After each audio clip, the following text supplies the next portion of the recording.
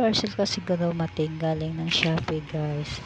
So ngayon inantay ko pa yung anak ko kasi mabigat pala, hindi ko kaya unboxing, so yung anak ko nag-unbox. So ayan na, guys, yan po ay ano po yan, tower pan po yun.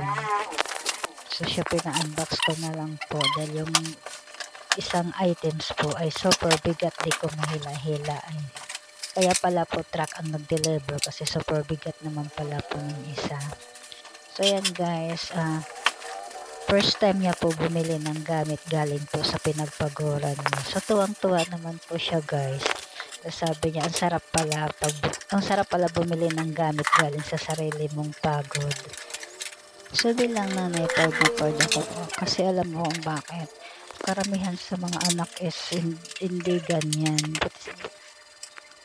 Kaya napakaswerte ko dahil meron akong mga anak na mapagmahal at iniintindi yung mga pangangailangan namin dito sa bahay. Hindi nila iniisip ang pangsarili nila, kundi ang iniisip nila ay pangkalahatan.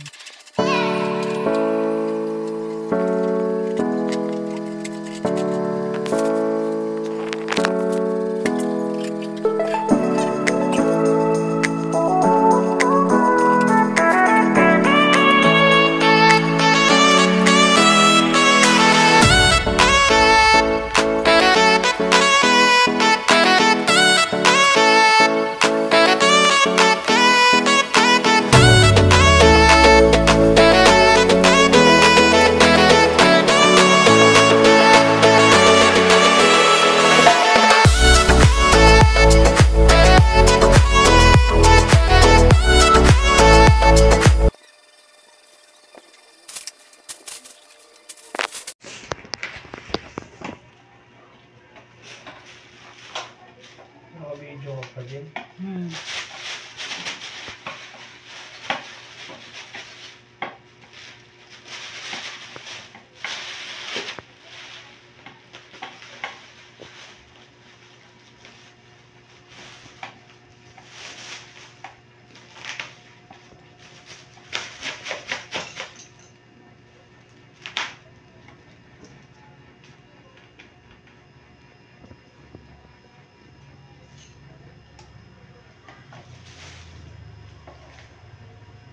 Ito ba yung screw? Parang kasing hindi.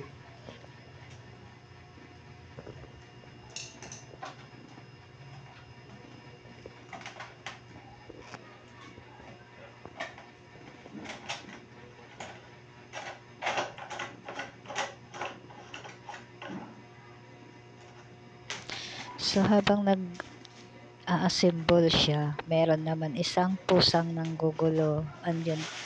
Andyan po si Eros. Gusto niya sumali din mag-assemble.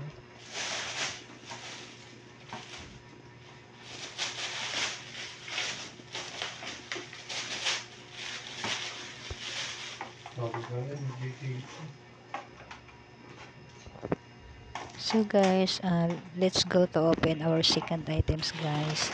Yan po ay isang folding bed po. Kasi wala po ako higaan. Dahil ang higaan po namin is double bed. Sa lapag lang po ako humihiga. So ngayon po ay binilhan niya ako ng folding bed po. Kasi sabi ko parang sumasakit yung likod ko humiga sa lapag. Kaya ayun, binilhan niya ako ng mahihigaan ko po.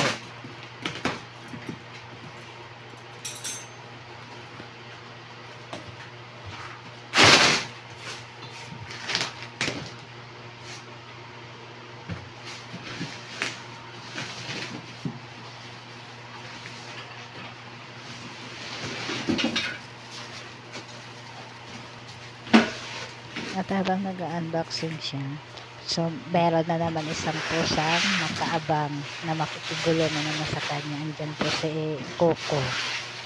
Naghanap lang po yan ng timing para manggulo na naman po yan.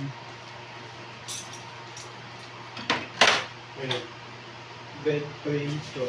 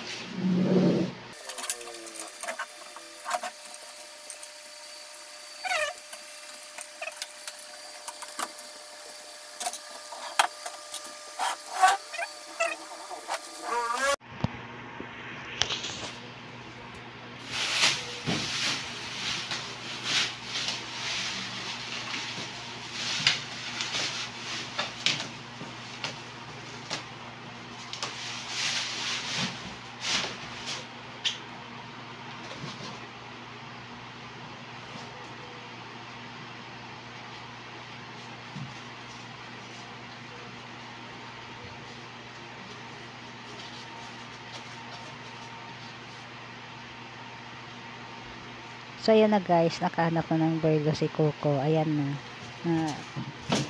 Naglalaro na po siya sa ilalim ng higaan. So, start na siya manggulo sa kanyang poor kuya. Yung kuya niya bising-busy kakalikot sa ilalim. Siya naman iba bising-busy din kakalikot ng plastic. Kakatuwa tong mga pusa guys. So hanggang dito na lang guys. Thank you for watching. Bye. God bless po. Hope you enjoy.